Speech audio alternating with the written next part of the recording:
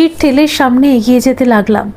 খানিকটা যাওয়ার পর ভিড়ের ঠেলাঠেলির চাপ একটু কমলেও ফুটপাত ধরে প্রচুর মানুষ যাতায়াত করছে। আমিও এদিক ওদিক যাতায়াত করা মানুষজন দেখতে দেখতে একসময় গেটওয়ে অফ ইন্ডিয়ার সামনে রাস্তায় দাঁড়ালাম। এগিয়ে গিয়ে বইতে পড়া আর ছবিতে দেখা স্থাপত্যটা স্পর্শ করে ঘুরে ঘুরে দেখলাম। স্থাপত্যের গায়ে একটা ফলকে লেখা আছে, এটা শুরু হয়েছিল 1911 সালে, কাজটা সম্পূর্ণ হয়েছে 1924 সালে। সর্বমোট উচ্চতা 85 ফুট আর সর্বমোট ব্যাস 49 ফুট। স্থপতির নাম জর্জ উইটশেট, আর যে সংস্থা এটা বানিয়েছিল তার নাম গ্যামন ইন্ডিয়া। অনেকটা সিঁড়ি বেয়ে নিচে নেমে জীবনের প্রথম সমুদ্রের জলে হাত দিয়ে স্পর্শ করে কিছু সময় সিঁড়ির উপর অল্প ঢেউয়ের মধ্যে পা ডুবিয়ে দাঁড়িয়ে আবার সিঁড়ি বেয়ে উপরে উঠে আসতে দারুণ লাগছিল। অনেক মানুষজন ইতস্তত ঘোরাফেরা করছে, ছবিও তুলছে। আরও ভালো লাগলো যখন দেখলাম ইন্ডিয়া গেটের সামনে চওড়া রাস্তাটার উপর শয়ে শয়ে পায়রাকে টুরিস্টরা গমের দানা খাওয়াচ্ছেন। বেশ কিছু সময় সেখানে দাঁড়িয়ে দেখার পর মনে হলো একটু বসা দরকার। তাজ হোটেলের দিকে এগিয়ে সমুদ্রের ধারের গার্ডওয়ালের উপর পা ঝুলিয়ে বসে সমুদ্র দেখতে খুব ভালো লাগছিল, কিন্তু রৌদ্রের জন্য বেশি সময় বসা হলো না। উঠে পিছন দিক ঘুরে বিশাল তাজ হোটেলটাকে হাঁ করে দেখতে দেখতে আমার বাহাত বরাবর সমুদ্রের ধারে রাস্তা দিয়ে একটু গিয়ে একজন বাদাম বিক্রেতাকে হ্যাঙ্গিং গার্ডেন কিভাবে যাব জিজ্ঞাসা করলাম। উনি বললেন এই রাস্তা বরাবর গিয়ে প্রথমে পড়বে মেরিন ড্রাইভ, তারপর এগিয়ে গিয়ে বাঁদিকের রাস্তায় খানিকটা গেলে পড়বেই হ্যাঙ্গিং গার্ডেন। এবার আমি নিশ্চিন্ত মনেই হাঁটা শুরু করলাম। সমুদ্রের ধার দিয়ে হাঁটতে ভালোই লাগছিল, তবে শুধু আমি একাই হাঁটছিলাম না, বহু মানুষ এই ফুটপাত ধরেই যাতায়াত করছেন। আমার বাঁ দিকে সমুদ্র আর ডান দিকে ব্যস্ত চওড়া রাস্তা, রাস্তার ওপারে বড় বড় বিল্ডিং। হাঁটতে হাঁটতে সমুদ্র শহরটাকে দেখতে দেখতে একসময় মেরিন ড্রাইভে পৌঁছে গেলাম। একজন আইসক্রিম বিক্রেতাকে দেখতে পেয়ে তাকে জিজ্ঞাসা করলাম, হ্যাঙ্গিং গার্ডেন কিভাবে যাব? আইসক্রিম বিক্রেতা বলে দিলেন, আরও খানিকটা এগিয়ে বাঁদিকের রাস্তায় ঢুকে কিছুটা গেলেই গার্ডেনটা পড়বে। ওনাকে ধন্যবাদ জানিয়ে আবার বেশ কিছু সময় চলার পর গার্ডেনের ঢোকার গেটের সামনে এসে দাঁড়ালাম। বাইরে থেকে দেখে বোঝাই যাচ্ছিল প্রচুর গাছগাছালি দিয়ে সাজানো জায়গাটা রাস্তার লেভেল থেকে বেশ খানিকটা উঁচুতে। গার্ডেনটার ভিতরে ঢুকে একটা সাইড দিয়ে দেখতে দেখতে এগোতে লাগলাম। খুবই পরিষ্কার পরিচ্ছন্ন, গাছগাছালি কেটে বিভিন্ন জীবজন্তু তৈরি করা, নানা রঙের আর নানা প্রজাতির ফুল, ছোট ছোট স্পঞ্জের মতো সবুজ ঘাসের উপর দিয়ে হাঁটতে ভালোই লাগছিল। ঘুরতে ঘুরতে একটা ঘেরা জায়গায় পানীয় জলের ব্যবস্থা রাখা আছে দেখে পিপাসাটাও বেড়ে গেল। এগিয়ে গিয়ে জল খেয়ে আবার ঘুরে ঘুরে দেখতে লাগলাম। গার্ডেনের মধ্যে তখন নানা বয়সের ছেলে মেয়েদের বেশ ভিড় ছিল। দেখতে দেখতে কখন যে উপরে উঠে গেছি খেয়াল করিনি। সেখানে দাঁড়িয়ে দেখলাম সামনে আর যাওয়ার জায়গা নেই, বেশ কিছুটা দূরে সমুদ্র দেখা যাচ্ছে। তাহলে এই জন্য কি এই নাম হ্যাঙ্গিং গার্ডেন? কোথাও কিছু লেখা দেখতে না পাওয়ার ঠিকঠাক বুঝতে পারলাম না, তবে গার্ডেনটা অনেক বড় আর খুব সুন্দর করে সাজানো। আবার গেটের কাছে এসে একটা বসার জায়গায় পা গুটিয়ে বসে পকেট থেকে নাড়ুর প্যাকেট বার করে 4টে নাড়ু হাতে নিয়ে প্যাকেটটা আবার ভাঁজ করে পকেটে রেখে নাড়ু 4টে খেতে খেতে যতদূর চোখ যায় দেখতে লাগলাম। বেশ কিছু সময় কাটিং করা গাছের হাতিজিরা পুরদের সাথে কাটিয়ে ধীরে সুস্থে উঠে খাবার জলের জায়গায় গিয়ে জল খেয়ে হাত ধুয়ে আস্তে আস্তে গার্ডেনের বাইরে এসে মেরিন ড্রাইভের দিকে হাঁটতে হাঁটতে ভাবতে লাগলাম, মেরিন ড্রাইভটা দেখে আজ রাতে যদি কোনো হাওড়া যাওয়ার ট্রেন থাকে তাহলে উঠেই পড়ব। মেরিন ড্রাইভের এ মাথা থেকে ও মাথা মানুষজন গার্ডওয়ালের উপর বসে, কেউ সমুদ্রের দিকে তাকিয়ে আছে, কেউ রাস্তার দিকে। খুব সুন্দর জায়গা। আমিও গার্ডওয়ালের উপর বসে সমুদ্র দর্শন করতে করতে মনে হলো আমি যেখানে বসেছি সেখান থেকে সমুদ্রটাকে দেখলে মনে হচ্ছে কারো গলার নেকলেসের আকার। বইতে পড়েছি আরব সাগরের ঢেউক্ষম। বোম্বের সমুদ্র দেখার পর আমার আর কোনো সন্দেহ থাকলো না। হঠাৎ তলপেটটা খুব ব্যথা হতে লাগলো। একটু কাত হয়ে এদিক সেদিক তাকিয়ে দেখি আমি যেদিক দিয়ে এলাম সেই দিকের একটা ফাঁকা জায়গায় একটা লোক গার্ডওয়ালের কাছে বাথরুম করছে। চাপটা বেশি থাকায় আমিও গার্ডওয়েলের উপর থেকে নেমে লোকটা যেখানে বাথরুম করছে সেদিকে এগিয়ে গিয়ে অপেক্ষা করতে লাগলাম। লোকটা কাজ মিটিয়ে চলে যেতেই আমি সেখানে দাঁড়িয়ে গেলাম। হালকা হতে হতে তলপেটের সেই ব্যথাটাও কমে গেল। শেষ করে ঘুরে দাঁড়িয়েছি, একজন পুলিশ অফিসারকে দেখলাম আমার দিকে তাকিয়ে আছেন। অফিসার আমাকে জিজ্ঞাসা করলেন, ক্যা কর রাহা তু? বললাম, বাথরুম স্যার। অফিসার আমার কান ধরে আঙুল দিয়ে দেখিয়ে বললেন, ইয়ে বাথরুম করনে কা জায়গা? শালে কাহা সে আয়া তু? বললাম, স্যার কলকাতা সে। এবার উনি আমার ঘাড়ের দিকটার জামার কলারটা জোরে চেপে ধরে বললেন, ইসকা মতলব তু শালা নকশাল হ্যায়, চল সালে থানে মে। বলে আমাকে টানতে টানতে নিয়ে চললেন। আমি জোরে জোরে বলতে লাগলাম, স্যার मैं ঘুমনে আয়া হু। উনি আমার কোনো কথাই কান না দিয়ে টেনে নিয়ে গিয়ে পুলিশ ভ্যানের মধ্যে ঠেলে ফেলে দিয়ে দরজা বন্ধ করে দিলেন। অফিসার আমাকে এত জোরে ঠেলে ফেলে দিলেন যে গাড়ির পাটাতনের ঘষা লেগে হাতের কনুইয়ের ছাল বেশ খানিকটা উঠে জ্বালা করতে লাগলো। আমি কনুইটা চেপে ধরে অসহায়ের মতো তাকিয়ে দেখলাম ভ্যানের মধ্যে দুই দিকে দুজন আর্মড পুলিশ বসে আছেন, আর একদিকে 6 জন বসে আছে যাদের আমার মতো ধরে নিয়ে আসা হয়েছে। লোকগুলোর প্রত্যেকেরই বয়স প্রায় 25 থেকে 40-এর মধ্যেই হবে। এদের মধ্যেই একজন কর্কশ আওয়াজে আমাকে জিজ্ঞাসা করলো, ক্যা কিয়া তুনে? ওদের মুখের দিকে হাঁ করে তাকিয়ে আছি দেখে আবার জিজ্ঞাসা করলো, চোরি কিয়া এসি কিসি কা কোই চিজ লেকার ভাগতা হে পাকড় গয়া?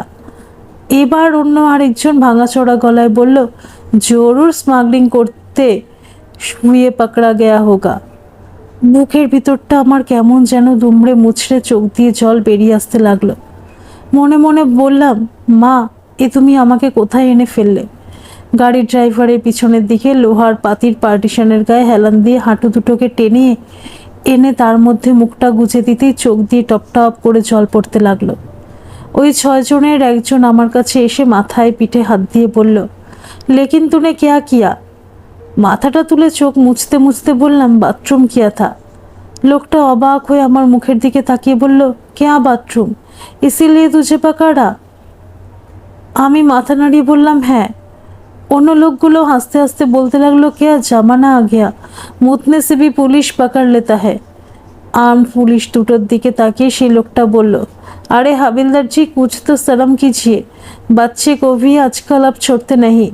जिस तरह इसे पकड़ में गाड़ी में धक्कल देकर गाड़ी बाहर से बंद कर दिया आपका ऑफिसर, कोई भी समझेगा ये लड़का बहुत बड़ा काम किया होगा, लेकिन असल में ये मुता और वो आप लोग को पकड़ा।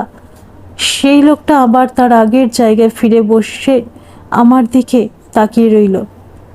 মনে হলো গাড়িটা থেমেছে। একটু পরেই গাড়ির দরজাটা বাইরে থেকে খুলে দিলে পুলিশ দুটো আগে নেমে বাইরে দাঁড়ালো।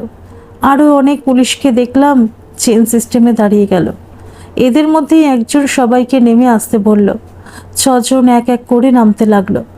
যেই একজন করে নিচে নামে অমনি একজন পুলিশ এসে তার জামার পিছন দিককার কলার চেপে ধরে ভিতরে নিয়ে চলে যায়। এইভাবে সবাইকে নিয়ে যাওয়ার পর আমি নিচে নামতেই সেই 2 জন পুলিশ একজন আমার হাত ধরে ভিতরের দিকে নিয়ে চলে গেল। যে ঘরটাতে আমাকে নিয়ে এলো সেই ঘরটা বেশ বড়। চারদিকে 4খানা টেবিল, আর টেবিলের উপর ফাইল পত্তর, বড় মোটা খাতা ও একটা খবরের কাগজ রাখা আছে। বসে কাজ করার জন্য একটা করে চেয়ারও আছে। মাঝখানটা অনেকটা ফাঁকা। আমাকে একটা টেবিলের পাশে দাঁড় করিয়ে দিয়ে সেই পুলিশটা চলে গেল। আমাকে যিনি কলার চেপে ধরেছিলেন সেই অফিসার এক এক করে সেই 6 জনের নাম, ঠিকানার বাবার নাম অন্য আর একজন পুলিশকে দিয়ে লেখাচ্ছেন আর একটা ঘরে পাঠিয়ে দিচ্ছেন। সবার শেষে আমাকে ওনার সামনে দাঁড় করিয়ে আমার নাম, ঠিকানার বাবার নাম লেখানোর পর আমাকে জিজ্ঞাসা করলেন, তুই ইহা चोरी करने के लिए आया है? বললাম, नहीं सर, मैं मुंबई शहर घूमने और देखने आया हूँ। উনি আমাকে বললেন, तेरा पॉकेट में क्या है निकल। পকেট থেকে নাড়ুর প্যাকেটটা, গোপাল দাদাদের ঠিকানার কাগজটা আর টাকা পয়সাগুলো টেবিলের উপর রেখে দিলাম। অফিসার আমাকে বললেন, তো পড় লিখতা হ্যায়? বললাম, জি স্যার। উনি আমাকে আবার জিজ্ঞাসা করলেন, কনসি ক্লাস মে? বললাম, স্যার ক্লাস 8 মে। প্রায় সঙ্গে সঙ্গেই উনি অন্য টেবিলে রাখা টাইমস অফ ইন্ডিয়ার কাগজটা তুলে নিয়ে আমার সামনে টেবিলের উপর রেখে হেডিংগুলো দেখিয়ে বললেন, লে আব পড় কে শোনা। আমি কেটে কেটে একটা লাইন সবে পড়েছি। উনি কাগজটা গুটিয়ে নিলেন। আমি মাথাটা তুলতেই আমার ডান গালের সজোরে একটা থাপ্পড় কষিয়ে বললেন, ঝুট কিউ বলা। আমি ঘুরপাক খেয়ে টেবিলের নিচে পড়ে গেলাম। কানে কিছুই শুনতে পাচ্ছি না, ডান গলটা জ্বালা করছে, চোখ দিয়ে অঝরে জল আসছে। আমি মুখ চেপে কাঁদছি আর ফুপিয়ে ফুপিয়ে বলছি, স্যার मैंने झूठ नहीं बोला। যিনি আমাকে মারলেন তিনি নাড়ুর প্যাকেটটা খুলে দেখতে লাগলেন ভিতরে কি আছে, আর যে পুলিশটা লিখছিলেন তিনি উঠে এসে আমাকে তুলে লক আপ রুমের দিকে নিয়ে চললেন। আমি তখনও ফুপিয়ে কাঁদছি। নাতনির চোখে জল, সে হঠাৎই বলে বসলো, পুলিশটা একদমই ভালো ছিল না, বাথরুম করার জন্য কেউ ধরে নিয়ে গিয়ে মারে। মেয়েও দেখি চোখ মুছছে। জামাই বলল, তারপর কি হলো বলুন। আমি আবার বলতে লাগলাম, 4খানা লক আপ রুমের মধ্যে 1 নম্বরে সব থেকে বেশি লোককে ধরে এনে ঢুকিয়ে রেখেছে, এটাই জনা 15 হবে। 2 নম্বরে প্রায় 10 জন আছে, 3 নম্বরে 7 জন, আর 4 নম্বরটা বেশ পরিষ্কার পরিচ্ছন্ন, মাত্র 3 জন শুয়ে আছে। বাথরুম থেকে খানিকটা দূরে গন্ধটা একটু কম। লক আপ রুমগুলো বেশ বড়, একটা কোণার দিকে 2টো পায়খানা, 2টো বাথরুম, মোটামুটি পরিষ্কার, তবে স্যাঁতস্যাঁতে দুর্গন্ধময়। খাতা লেখা পুলিশটা 4 নম্বরের তালাটা খুলে আমাকে ভিতরে ঢুকিয়ে দিয়ে আবার তালা লাগিয়ে চলে গেলেন। আমি ভিতরে ঢোকা মাত্র 3 জন শুয়ে শুয়ে প্রখর দৃষ্টি দিয়ে আমাকে দেখতে লাগলো। আমি জড়সড় হয়ে দেয়ালের গায়ে হেলান দিয়ে হাঁটু উঁচু করে বসে পড়লাম। ঘরটা বেশ উঁচু, অনেকটা উপরে একটা বাল্ব চলছে, আর ছাদের ঠিক নিচে একটা বড় মোটা লোহার রডের ভেন্টিলেটর। ঘরের মেঝেটা মোজাইক করা। আমার সামনের দেওয়ালের গায়ে একটা ছোট বেঞ্চ রাখা আছে, যেটা অন্য কোনো লক আপ রুমের মধ্যে নেই। 3 জনের একজন আমাকে ডাকলো। আমি একটু ইতস্তত করে উঠে গিয়ে ওদের সামনে দাঁড়াতে আমাকে বসতে বলে ওরা উঠে বসে আমাকে বলল, तुझे देखकर तो लगता नहीं तो कुछ क्राइम कर सकता है, फिर भी तू ही बता तूने क्या किया। আমি আমার বাথরুমের ঘটনা সব বলতে ওরা 3 জন 3 জনের মুখের দিকে তাকিয়ে হেসে ফেলে বলল, তুই চিন্তা মত কর, তেরে কো কুছ নেই হোগা। বলে ওদের মধ্যে একজন আমার গালের দিকে তাকিয়ে বলল, এ তুঝে কিসনে মারা। সঙ্গে সঙ্গে গালে হাত দিলাম, ব্যথা। বললাম, জিস অফিসার নে পাকড়া থা উসি নে মারা। ওদের মধ্যে একজন বলল, দেখ রাকেশ বাচ্চা को किस तरह मारा, पूरा पंजा का निशान गाल के ऊपर छोड़ दिया, साले उस ऑफिसर को तो हाथ काट लेना चाहिए। ওদের মধ্যে অন্যজন বলল, তু আয়া कैसे। বললাম, কোথা থেকে এসেছি। এবার রাকেশ বলল, তু তো अभी छोटा है, फिर কলকাতা से বোম্বাই किस लिए आया। বললাম, কি জন্য এসেছি। তখন অন্যজন বলল, कौन कौन सी জায়গা দেখা। বললাম, আজ পর্যন্ত যে কয়টা জায়গা দেখেছি। অন্যজন বলল, ये तो ठीक है, लेकिन अभी भी बहुत सारे देखने के की জায়গা है, চলো बाद में हो जाएगा।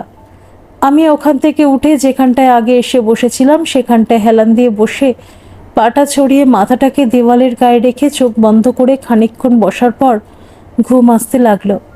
যেভাবে বসেছিলাম সেভাবেই আস্তে আস্তে কাত হয়ে কুকড়িয়ে শুয়ে পড়ে কিছুক্ষণের মধ্যেই ঘুমিয়ে পড়লাম। ঠিক কত রাত হয়েছে জানি না, রাকেশ তার গ্রুপের একটা ছেলে ঠেলা দিয়ে আমার ঘুম ভাঙিয়ে দিয়ে বলল, তেরা রাত কা খানা দে দিয়া খালে। উঠে বসে দেখলাম অ্যালুমিনিয়ামের ডিশের মধ্যে 4টে রুটি আর কিছুটা ডাল দিয়ে গেছে। লক আপের গেটের সামনে থেকে পাত্রটা তুলে গেটে তালা লাগানো দেখে বুঝলাম হাত ধোয়া যাবে না। অগত্যা জামায় হাতটা মুছে খাওয়া শুরু করলাম। খাওয়া শেষ করে পাত্রটা কোথায় রাখবো ভেবে এদিক ওদিক তাকাচ্ছি। তখন রাকেশের গ্রুপের একটা ছেলে গেটের তালাটাকে ধরে গারদের লোহার গেটের গায়ে বাড়ি দিতে যে আওয়াজ হলো, সেই আওয়াজ শুনে একজন হাবিলদার এসে দাঁড়াতেই তাকে বলল, ইসে বাহার জানা হ্যায় পানি পিনে আর হাত মুখ ধোনে কে লিয়ে খোল দো। শুনে হাবিলদার গেট খুলে দিতেই ছেলেটা ডিশটাকে দেখিয়ে আমাকে বলল, ইসে ধোকার গেটকে বাহার রাখ দে না। আমি উঠে ডিশটাকে নিয়ে গেটের বাইরে বেরিয়ে 2 নম্বর 1 নম্বর আর এদিকে 3 নম্বর লক আপ পার হয়ে এসে কলে হাত মুখ ধুয়ে ডিশটাকেও ধুয়ে তাতে জল ভরে খেয়ে বাথরুম থেকে ঘুরে আবার একবার ডিশটাকে ধুয়ে আমার লক আপের সামনে রেখে ভিতরে ঢুকে গেলাম। সমস্তটাই হাবিলদার সাহেব দাঁড়িয়ে দেখে তালা বন্ধ করে চলে গেলেন। রাকেশ দা কারো হাতে ঘড়ি নেই, তাই কটা বেজেছে বোঝার উপায়ও নেই। আমি আমার জায়গায় গিয়ে পা ছড়িয়ে হেলান দিয়ে বসলাম। ওরা 3 জন নিজেদের মধ্যে একটু আস্তে কথা বলতেই ব্যস্ত। কি কারণে এরা এর মধ্যে তাও ক্লিয়ার নয়। তবে এটুকু বুঝতে পারছি এরা সাধারণ কেউ নয়। তার প্রথম কারণ, এই লকআপটার মধ্যে এরা মাত্র 3 জন এবং এরা 3জনেই বন্ধু। দ্বিতীয়ত, খাওয়ার ডিশটা ধুতে গিয়ে দেখলাম অন্য লকআপগুলোতে বিশেষ করে 2 নম্বর আর 3 নম্বর লোকের সংখ্যাও বেড়েছে, অর্থাৎ যাদেরকেই ধরে নিয়ে আসছে তাদেরকে ওইগুলোর মধ্যেই ঢুকিয়ে দিচ্ছে। কিন্তু যারা আছে প্রত্যেকেই থানার দেওয়া খাবার খাচ্ছে, শুধু এরা 3জন বাদে। যখন আমি খাচ্ছিলাম তখন রাকেশদের কথা শুনে মনে হয়েছে বাইরে থেকে কেউ একজন খাবার নিয়ে আসবে, সেই জন্যই এরা এই খাবার নেয়নি। শুধু তাই না, এদের সাজ পোশাক, হাব ভাব এবং কথাবার্তায় বলে দেয় এদের যোগাযোগ আর ক্ষমতা একটু বেশি। আমি যখন রাকেশদের দিকে তাকিয়ে ওদেরকে নিয়ে এসব ভাবছি, তখন ওদের মধ্যেই একজন, আমি ওদের দিকে তাকিয়ে আছি দেখে আমাকে বলল, ব্যাঠা কেউ খানা তো হো গিয়া, আব সো যা। কথাটা আমার পছন্দ না হলেও কোনো কথা না বলে গেটের দিকে পা দিয়ে টান টান হয়ে শুয়ে ছাদের দিকে তাকিয়ে ভাবতে লাগলাম, আমার অপরাধ, আমি না জেনে পরিষ্কার জায়গায় বাথরুম করে ফেলেছি বলে থাপ্পড় খেয়ে এখানে এসেছি। তাহলে এরা কারা এবং এদের অপরাধ না জানি কি যে লকআপের মধ্যেও বাইরে থেকে খাবার আসে, একেবারে রাজার হালে আছে, কোনো চিন্তা বা টেনশন নেই। এইসব ভাবতে ভাবতেই চোখের পাতা বন্ধ হয়ে এলো, আমি ঘুমিয়ে পড়লাম। রাত তখন ঠিক কত জানি না, তবে অন্য সেলগুলো থেকে শুধু নাক ডাকার আওয়াজই পাওয়া যাচ্ছিল। ঘুমের মধ্যে থাকলেও মনে হচ্ছিল কে যেন আমার ঘুমন্ত মুখের ওপর ঝুঁকে খুঁটিয়ে খুঁটিয়ে দেখছে। চোখ দুটো খুলতেই দেখলাম আমার থেকে 1 ফুট দূরত্বে সেই ছোট বেঞ্চটা টেনে নিয়ে এসে তার উপরে বসে একজন ফ্রেঞ্চ কাটওয়ালা লম্বা চেহারার মানুষ আমার উপর ঝুঁকে পড়ে আমাকে দেখছিলেন। ওই মুহূর্তে ভ্যাবাচাকা খেয়ে উঠে একটু সরে এসে বুকের মধ্যে ধকানি দিয়ে দেয়ালের গায়ে হেলান দিয়ে বসে ভিতরটা দেখে নিলাম। লকআপের গেটের সামনে 3টে মাটির খুলি শালপাতার সুতলি পড়ে আছে। বুঝলাম এই সেই লোক যে রাকেশদের খাবার নিয়ে এসেছে। রাকেশরা লোকটাকে ঘিরে শুয়ে বসে আছে। লোকটাকে ভালো করে দেখতে দেখতে তার হাতঘড়ির দিকে যখন নজর গেল, দেখলাম রাত 2:10। মনে মনে ভাবছি এত রাতে লকআপের মধ্যে বাইরের লোক। লোকটাকে দেখছিলাম বলে নিস্তব্ধতা ভেঙে উনি আমাকে বললেন, तू चिंता मत कर बेटा, हमारे आदमी कल तुझे कोर्ट से छुड़ा लेंगे, उसके बाद तू हमारे साथ काम करेगी। লোকটার কথা শুনে ট্রেনের গোপাল দাদা, নিমাই দাদার কথা মনে পড়ল। তাদের বারবার সাবধান করে দেওয়া কথাগুলো চিন্তা করতে করতে মুখটা ঘুরিয়ে দেওয়ালের দিকে মুখ করে কাত হয়ে শুয়ে পড়লাম। সকালে পায়ের তলায় পুলিশের লাঠির হালকা গুঁতোকে ঘুম ভাঙতেই একজন পুলিশবাবু বললেন, 10 বাজে কোর্ট জানা হ্যাঁ, তৈয়ার হো লেনা, বলে লকআপের তালা খুলে দিয়ে চলে গেলেন। আমার লকআপের মধ্যে তখন রাকেশরা ঘুমাচ্ছে।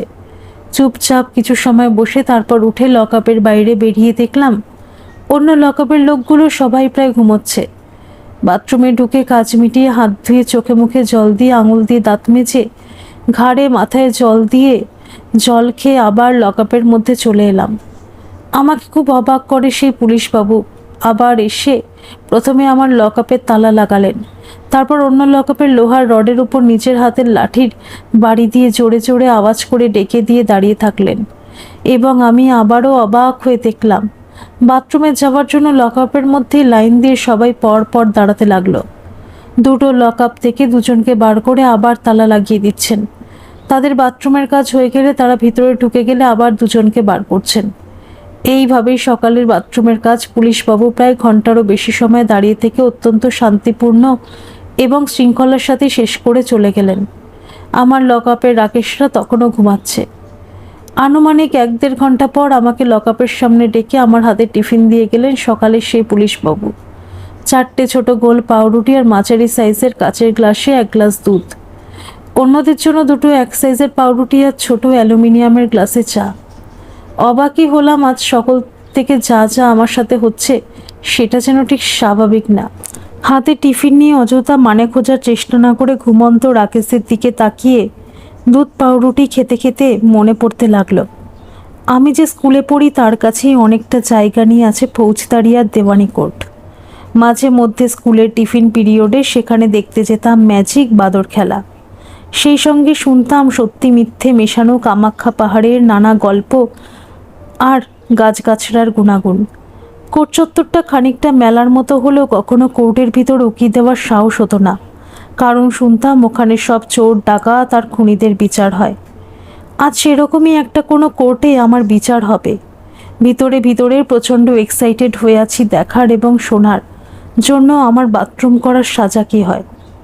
দুধ পাউরুটি খাওয়া হয়ে গেলে গ্লাসটাকে লকআপের লোহার গড়াদের বাইরে রেখে লকআপের মধ্যেই পায়চারি করতে লাগলাম। কিছু সময় পর অন্য একজন পুলিশবাবু হাতে একটা খাতা নিয়ে এসে বললেন, जिन लोगों को आज कोर्ट में जाना है वो लोग तैयार हो जाए বলে নাম পড়তে লাগলেন।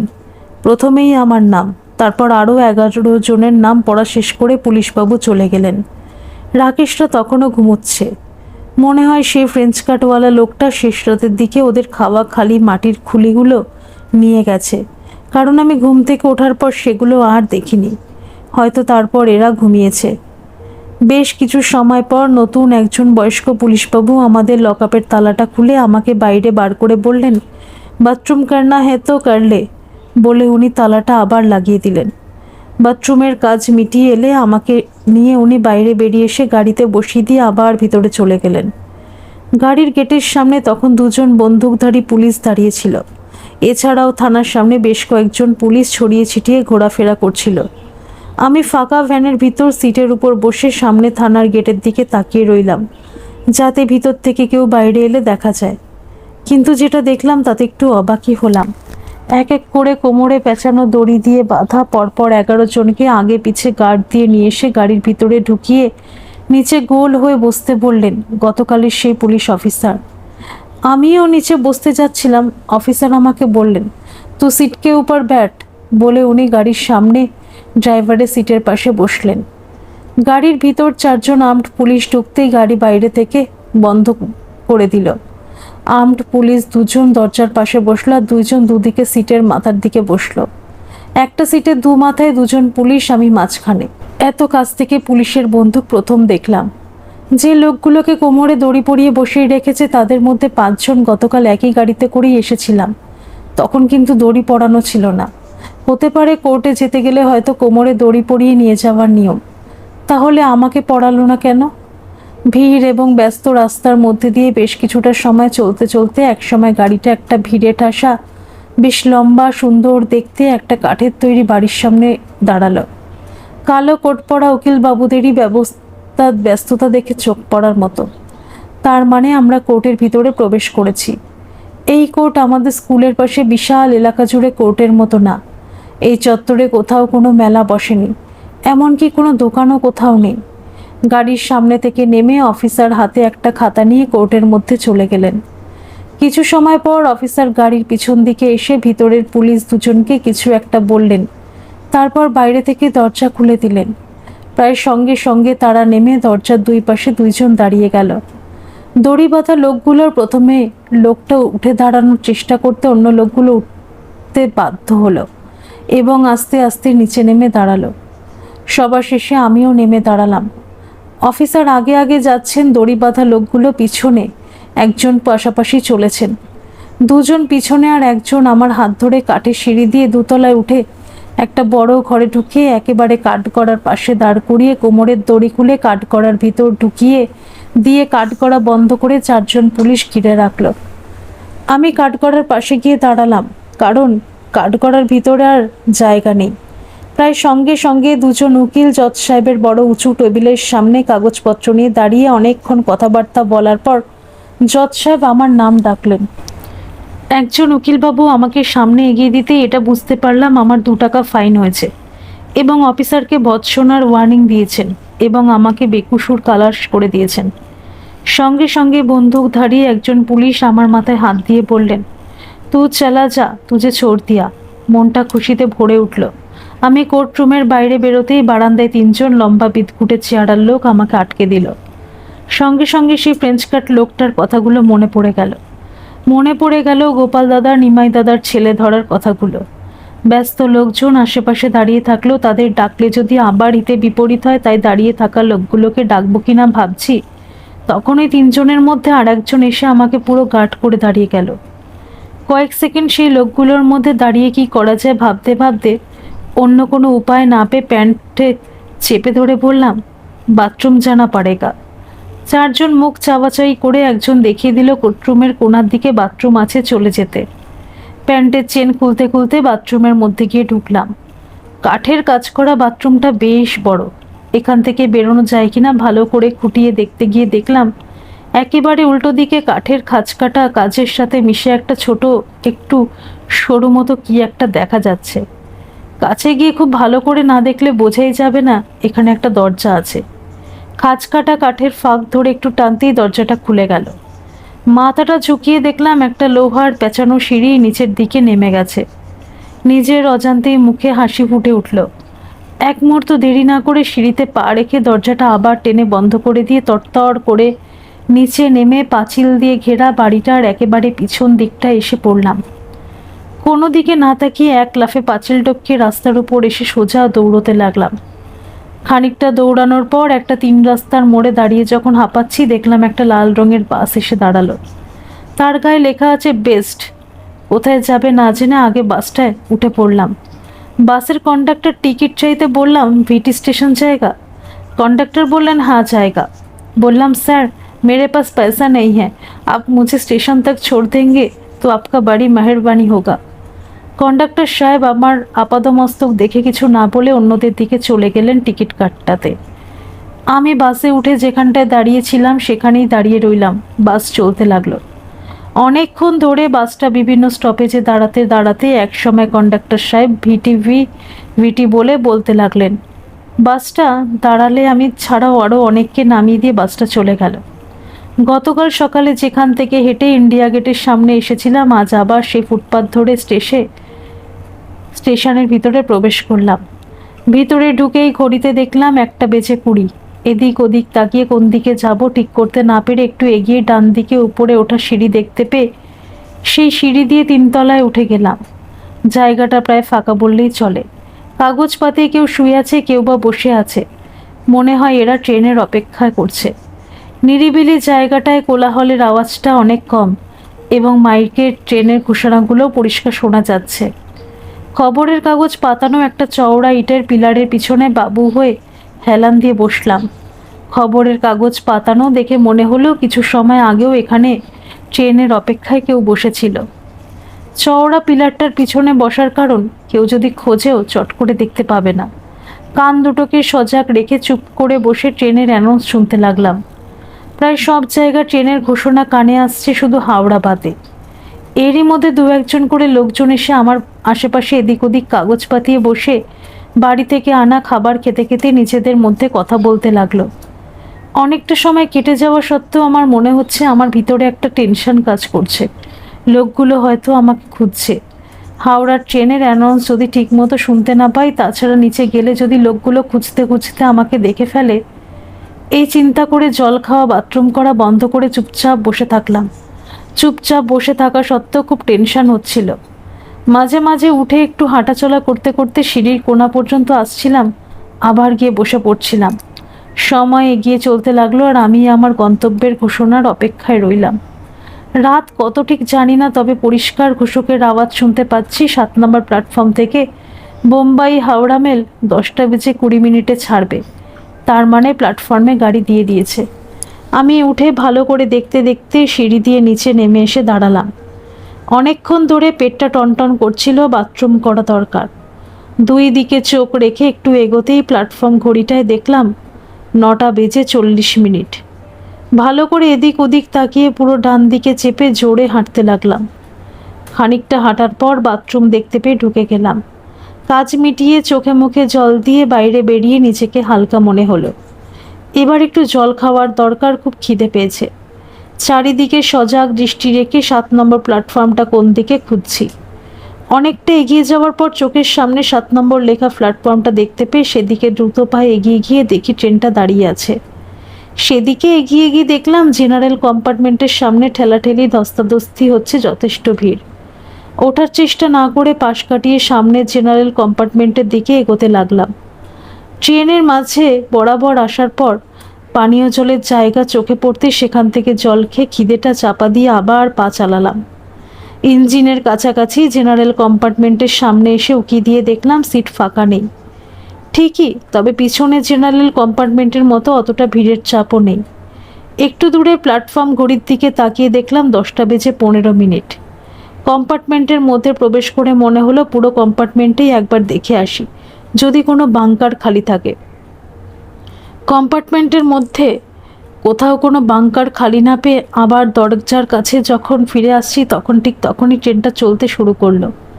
আমি উল্টো দিকের দরজার কাছে এসে দাঁড়ালাম। খানিক সময় দাঁড়িয়ে থাকার পর মনে হচ্ছে পা দুটোর উপর শরীরের ভারটা আর রাখতে পারছি না, চোখ দুটো বুজে আসছে। দরজাটা বন্ধ করে ওখানেই হেলান দিয়ে বসে দু চোখ বন্ধ করলাম। নাতনি জিজ্ঞাসা করলো, চেকার তোমাকে ধরেনি? বললাম নাগপুর আসার আগে ধরে নাগপুরে নামিয়ে দিয়েছিল। তুমি এলে কি করে? বলে নাতনি আমার দিকে তাকিয়ে রইল। বললাম আবার পিছনের জেনারেল কম্পার্টমেন্টে উঠে হাওড়া পর্যন্ত চলে এসেছিলাম। সারাটা রাস্তায় খাওয়ার খুব কষ্ট হয়েছিল, আর কোনো অসুবিধা হয়নি। নাতনি আবার বলল, বাড়ি আসার পর বড় মা বড় দাদাই তোমাকে কিছু বলেনি? বললাম বড় দাদাই তখন চম্পাহাটি স্কুলে পড়াতেন বলে 2 সপ্তাহ অন্তর বাড়ি আসতেন, সেই কারণে ওই সময় উনি জানতে পারেননি।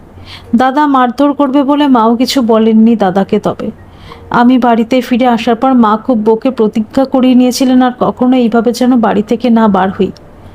জামাই জিজ্ঞাসা করলো, এরপরও কি আপনি আবার একা বেরিয়েছিলেন? বললাম তারপর থেকে আর একা কোথাও যাওয়া হয়নি। তবে ওই ঘটনার পর মার কাছে প্রতিজ্ঞা করবার পর 1978 সালে ব্যবসার প্রথম লাভের টাকা দিয়ে মা আর দিদিকে সঙ্গে নিয়ে পুরী বেড়াতে গিয়েছিলাম। নাতনি বলল, আচ্ছা দাবাই, ওই সময় দুষ্টু লোকগুলোর থেকে যদি তুমি পালাতে না পারতে তাহলে কি হতো? উপরের দিকে তাকিয়ে বললাম, জানি না। ধন্যবাদ সকল বন্ধুরা। এই গল্পটি যদি আপনাদের ভালো লেগে থাকে তাহলে অবশ্যই একটা লাইক করে দেবেন, আর এই চ্যানেলে নতুন হয়ে থাকলে চ্যানেলটিকে সাবস্ক্রাইব করে আমার পাশে থাকবেন, আর পাশে থাকা বেল আইকনটিকে প্রেস করে দেবেন যাতে সমস্ত গল্পের নোটিফিকেশনগুলি সবার প্রথমে আপনাদের কাছে পৌঁছে যায়।